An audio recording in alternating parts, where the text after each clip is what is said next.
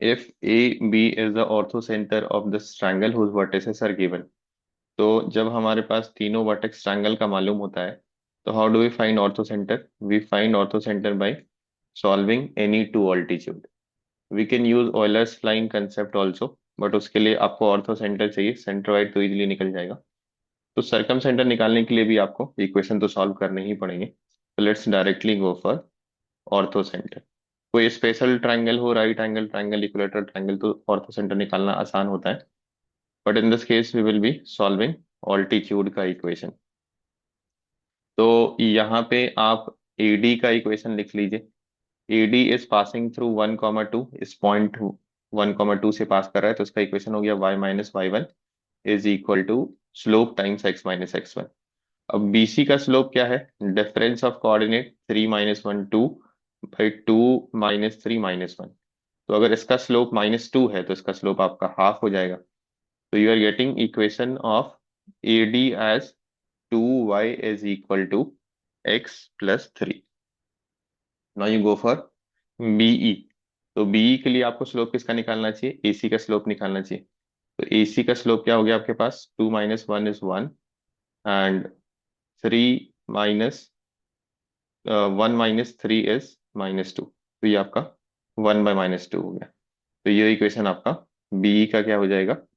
B is passing through point B, तो y-y1 is equal to slope times x-x1. तो ये आ रहा आपके पास y is equal to 2x-1. You could write the equation of CF also.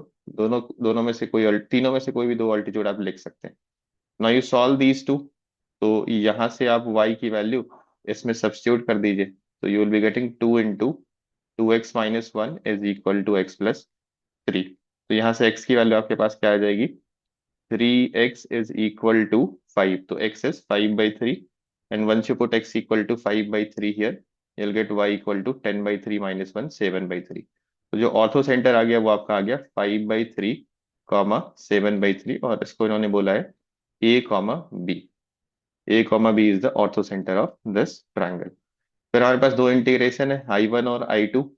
First integration I1 में आपके पास क्या है? a to b x into sine of 4x minus X square dx. और दूसरा इंटीग्रेशन जो I2 है आपके पास, उसमें भी आपका सेम a टू बी है, बट x नहीं है. बस इतना सा ही डिफरेंस है, x यहाँ पे नहीं है. Sine of 4x minus X square है, और हमें वैल्यू निकाली है 36 टाइम्स I1/I2 की. तो ये आपके पास है sine of 4x minus X square dx. Okay. और आपको वैल्यू निकालनी है 36 टाइम्स I1/I2. तो जब हमें I1/I2 चाहिए होता है, तो हम उसी रेशियो पर फोकस करते हैं rather than finding the individual value. तो मैं I1 में किंग्स रूल यूज कर लेता हूँ. I am using Kings rule here, which means कि आप a टू b को a टू b रहने दीजिए, और जहां जहां x है उसकी जगह पे सम ऑफ लिमिट लगा दीजिए. सम ऑफ लिमिट क्या है आपके पास? a+b 5+7 12/3 4. तो ये आपका जहां जहां x है वहां पे 4 माइनस एक्स आ जाएगा. साइन ऑफ, अच्छा, इस 4x माइनस एक्स स्क्वायर को आप x इंटू 4 - x तो लिख ही सकते हैं. तो जो x है वो आपका बन गया 4 - x, और जो 4 - x है वो आपका बन जाएगा x आफ्टर सिंप्लीफाइंग 4 - 4 - x. तो आपका ये वाला पार्ट एज इट इज रह जाएगा यहाँ और यहाँ. मैं इसको सिंप्लीफाई करके लिख देता हूँ. a टू b आप चाहें तो a और b की वैल्यू रख सकते हैं 5/3 and 7/3, but is not required. तो 4 - x, ये वाला पार्ट आपका सेम है, 4 - x इंटू एक्स dx. अब आप क्या करिए, इन दोनों इक्वेशन को ऐड कर दीजिए. Let's call it as equation number 1 and equation number 2. दोनों में I1 की वैल्यू है. जैसे ही आप इन दोनों को ऐड करेंगे, तो 2I1 is equal to, you are adding first and second, तो this gives you 2I1 is equal to a to b. ये पार्ट दोनों में सेम है ना, this part is exactly same, sine of x into 4 - x. और ये दोनों add हो जाएंगे x और 4 - x, तो it will be 4 here, right. अब ये कुछ और नहीं, जब आप 4 कॉमन ले लेंगे तो ये कुछ और नहीं बल्कि I2 ही तो है. तो आपके पास क्या आ रहा है?